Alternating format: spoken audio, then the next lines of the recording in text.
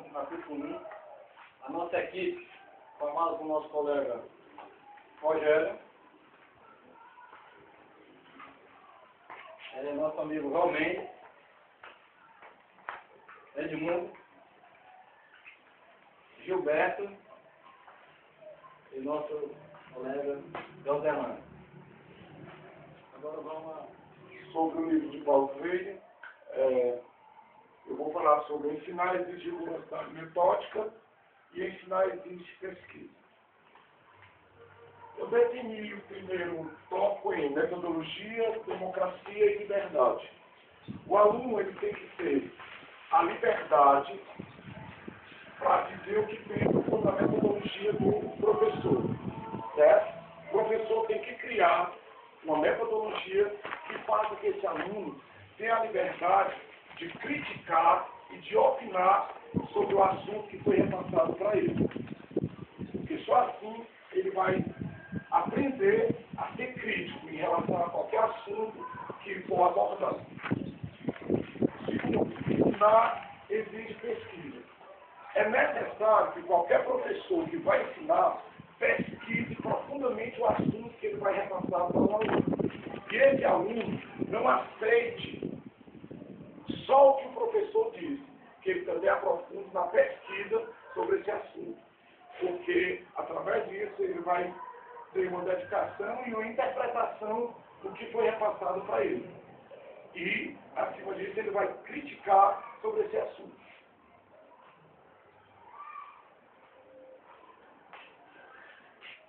Ensinar exige respeito ao saber do educando. Conhecimento prévio, link de saberes e conteúdo. O professor, ele não pode zerar um aluno quando chega em sala de aula. Ele tem que ter conhecimento do que o aluno traz, do que o aluno adquire com a família, nos bairros onde vive. Ele tem que fazer o link, juntar o que ele vai ensinar com o que o aluno já tem dentro de si. Isso vai fazer com que o aluno se sinta seguro em adquirir novos conhecimentos. Não vai bloquear esse aluno.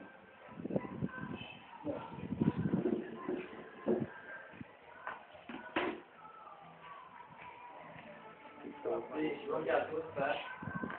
Sou o Gilberto, vou estar falando sobre o qual ensinar exige criticidade. Utilizamos aqui duas palavras-chave, despertar e novidade, certo? O que acontece? Nesse tópico, existe uma grande comparação entre a idoneidade e a criticidade, certo? O que ele quer dizer com isso? O aluno, sempre que está chegando na escola, ele já traz uma bagagem, traz algo que está no seu consigo, certo? O que acontece? Esse algo que está consigo, ele vai estar sendo juntado ao que ele vai conseguir juntamente da escola. O que acontece? Tudo vai se concretizar graças ao quê? A função, a junção das duas atividades que ele vai estar utilizando. Tanto aquele que já traz consigo, como aquele que já tem também justamente para a escola. E o que acontece? O professor tem realmente que fazer com que o aluno consiga, né, ter uma curiosidade. Ter sempre algo novo a buscar. Tanto que o professor queira buscar esse algo novo e também possa transmitir ao aluno. Até porque não existe ensino sem pesquisa e também não há pesquisa sem ensino. Realmente o que o aluno deve estar sempre buscando despertar de que novidades. Ou seja, ele vai estar sempre tendo algo novo, novas ideias, e com isso ele vai estar conseguindo fazer o seu conhecimento fluir cada vez mais.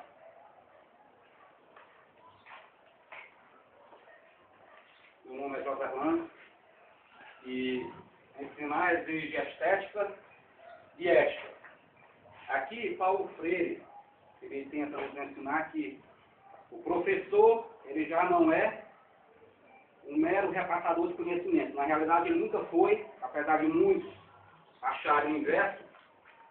O professor, na realidade, ele é o quê? Ele é um orientador que tem como finalidade principal orientar o aluno na maneira correta para que ele venha a desenvolver os seus próprios conhecimentos. Ou seja, o conhecimento do aluno é próprio, o conhecimento dele, assim como o conhecimento do professor também é próprio, é dele.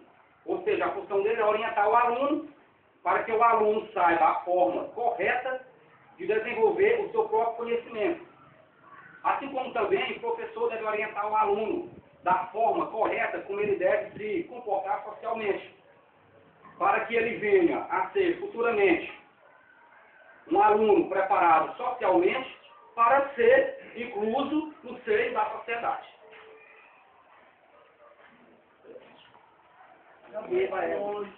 Ensinar exige corporificação das palavras pelo exemplo. Essa vai ser uma palavra-chave que eu me identifiquei com ela, que é faça o que manda, na verdade não frase, né? Mas não faça o que faça. Ou seja, o que a gente quer dizer isso aí? O que o autor quer dizer? Que o aluno não deve ser apenas uma pessoa que atribui os conhecimentos, pega os conhecimentos do professor, mas os conteúdos repassados pelo professor, o aluno deve ter um pensamento crítico em cima daquele conteúdo. Né? Ou seja, e Paulo Freire representa bem, identifica muito sobre o pensamento crítico e o pensar correto. O que é pensar correto? Por exemplo, se você pensa correto, você tem o hábito e a maior facilidade de responder as coisas corretas, né? E, por exemplo, se você tem um clima de pensar correto, você age de maneira correta. Ou seja, quando você se atribui a esses aspectos, né?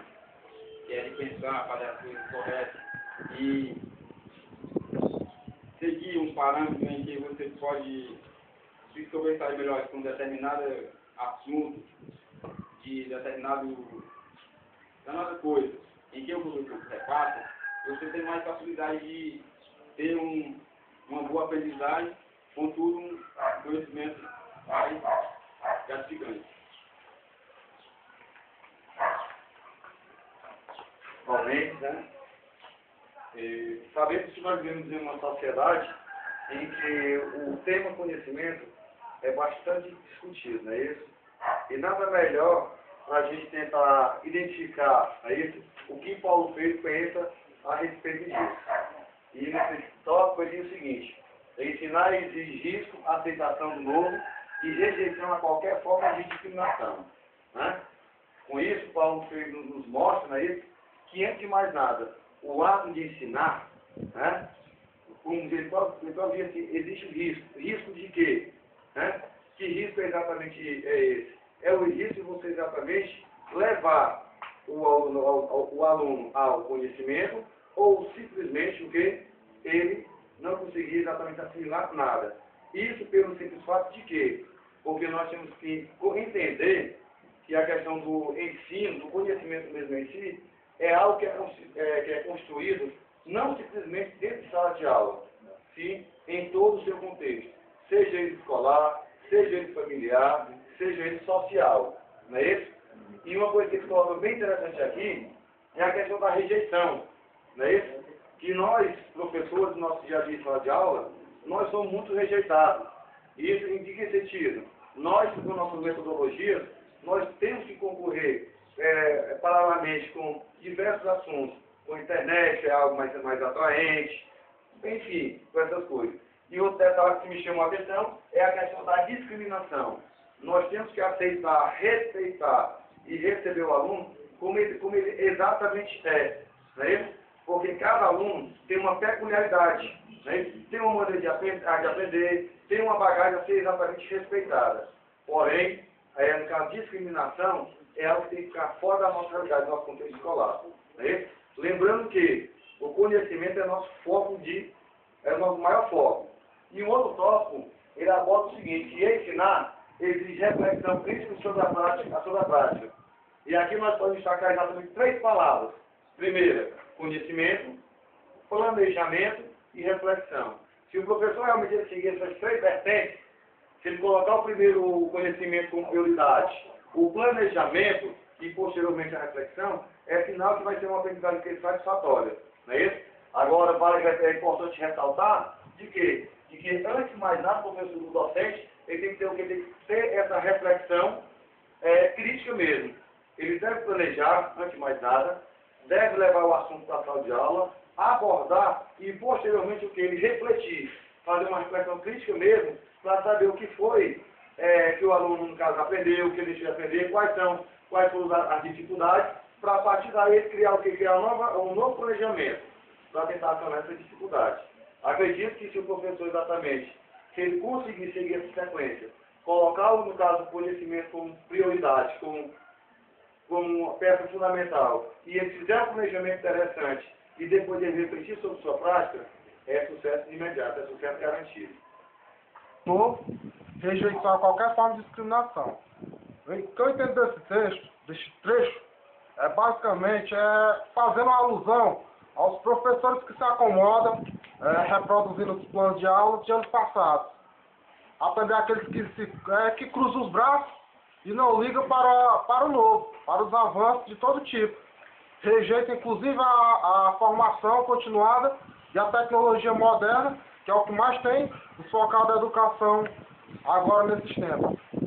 Quando diz que computador não é para eles, que não precisa disso, que a aula pode ser levada conforme eles querem, só repassar o conteúdo, e a gente sabe que não é bem assim. Por quê?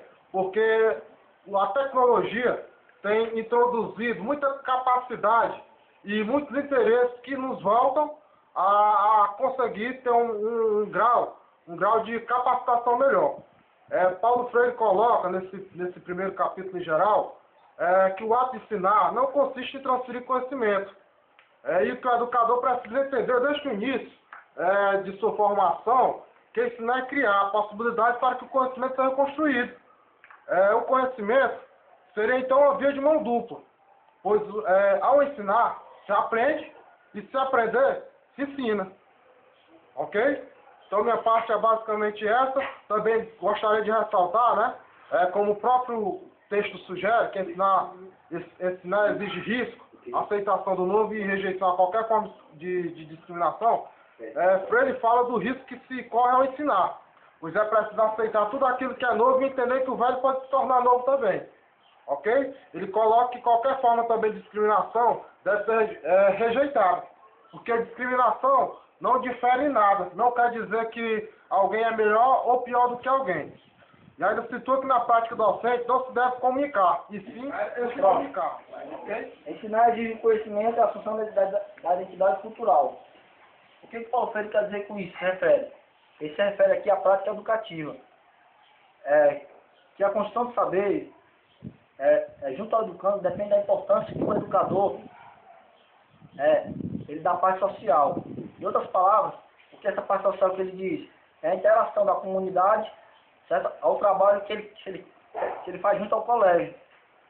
Então, com essa interação, há um laço, certo? Há um laço de ligação entre ele e os alunos. Professor, fazendo um resumo breve sobre não a docência sem discência, do capítulo 1, Paulo Freire inicia o capítulo dizendo que, esclarecendo que o interesse é fornecer saberes indispensáveis à prática docente, aos educadores críticos, certo? Em outras palavras, Paulo Freire cita que quem ensina, aprende a ensinar, e quem aprende, ensina a aprender. O que ele quer dizer com isso? Ao meu ver, é que ensinar não é só transferir conhecimento, certo? A gente, futuros professores, a gente tem que ter a possibilidade de produção e construção desse conhecimento. E ainda ele vai mais além. Ele diz que aprender exige criatividade e curiosidade. Porque ele recusa o ensino bancário. Esse ensino bancário que ele cita, ele nomeia como um ensino tradicional, caracterizado pelo autoritarismo. Porque tem ensino bancário que ele cita. Um exemplo que eu posso dar é como eu, certo?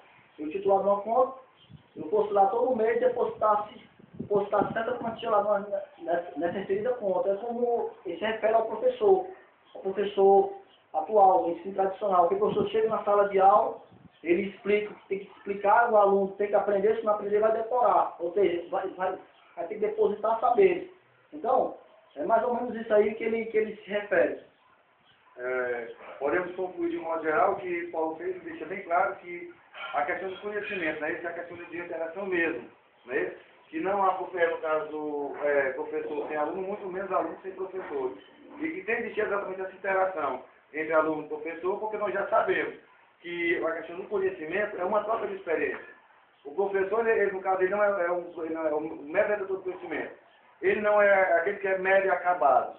O aluno, mesmo que ele esteja ingressando na escola nesse exato momento, ele tem sua bagagem. Ele já traz conhecimento consigo mesmo, consigo. E é importante que o professor possa lapidar esse conhecimento. A partir do momento que o professor começar a trabalhar exatamente isso, o conhecimento ele se torna muito mais prazeroso. O aluno ele terá um prazer realmente de aprender a aprender. Certo? Isso ocorre porque nós somos seres inacabados. Estamos sempre passíveis de aprender. Então, repassar e receber. Isso é o que tem que haver sempre entre a prática educativa. Olha, só que tem no trabalho, além, eu vou mais além, Paulo ele cita muito no capítulo 1, sobre o professor pesquisador. Então, para ele diz que não há professor sem ser pesquisador. Ele cita que, o professor que pesquisa o aluno, isso poderão ajudar ele na vida, né, tanto na acadêmica como escolar. E ele diz mais que o aluno que pesquisa, ele se interessa pelo meio e pode transformá-lo. Obrigado. Nossa, a bateria não tinha desligado. 3 minutos. Rapaz, a bateria não descarregou.